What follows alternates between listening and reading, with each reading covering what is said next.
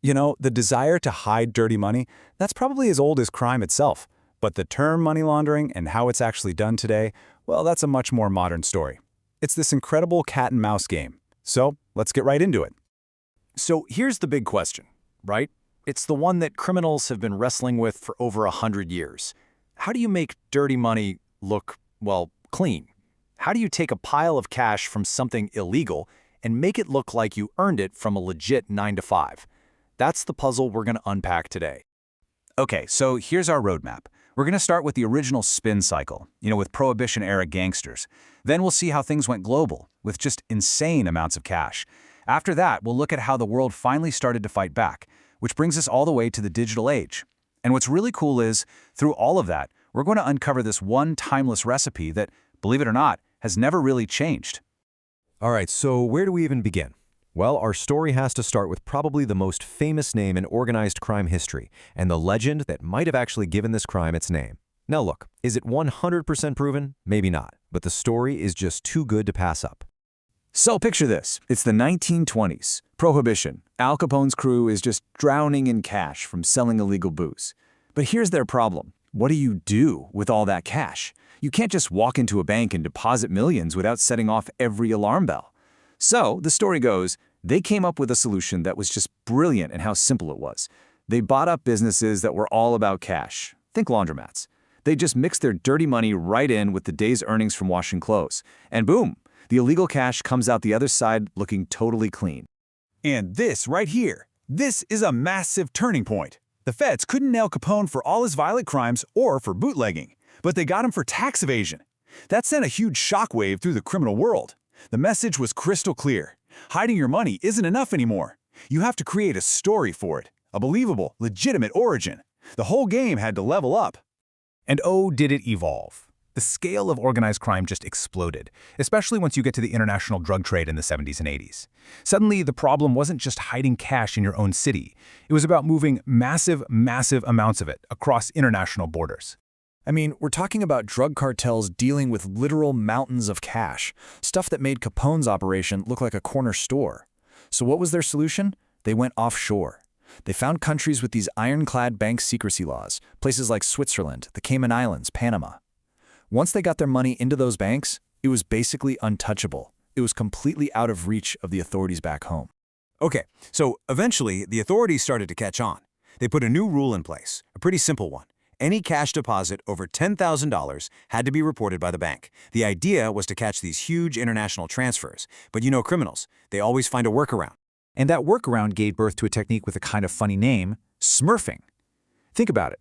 Instead of one guy trying to deposit $1 million, which would get flagged instantly, they'd hire dozens, even hundreds of people, the Smurfs, and give them each just under 10 grand. They'd all go to different banks and make these small deposits.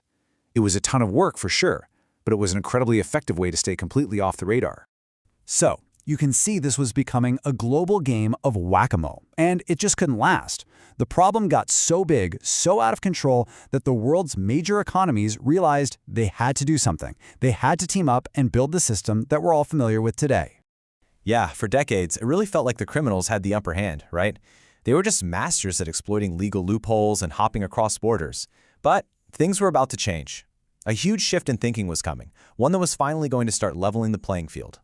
And here's the why. This is the crucial part. World leaders finally had this aha moment.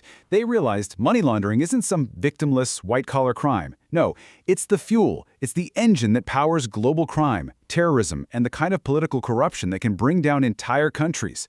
They knew they had to cut it off at the source. So what did they do?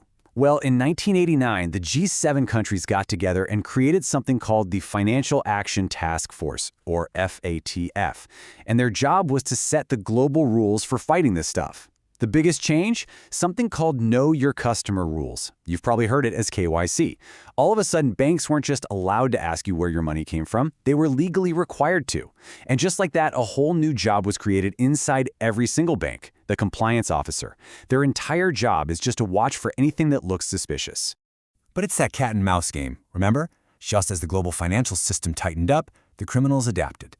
They just picked up the whole battlefield and moved it from brick-and-mortar banks to the wild, anonymous, and borderless world of the internet. And when you look at the evolution, it's pretty staggering. Think about it. Capone needed a real physical laundromat.